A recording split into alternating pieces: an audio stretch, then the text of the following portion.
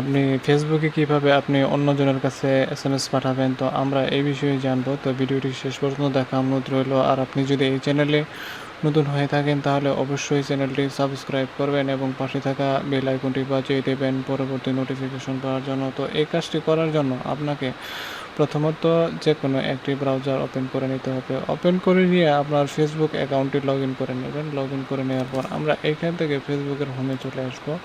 হোমে চলে যাওয়ার পর এখান থেকে মেন আইকনে ক্লিক করছি। তারপর এখান থেকে আমরা আমাদের ফ্রেন্ডসে চলে যাব। আমাদের ফ্রেন্ড যেখানে রয়েছে তো এখানে আমরা ক্লিক করলাম, এসএমএসে ক্লিক করলাম। তারপরে এখান থেকে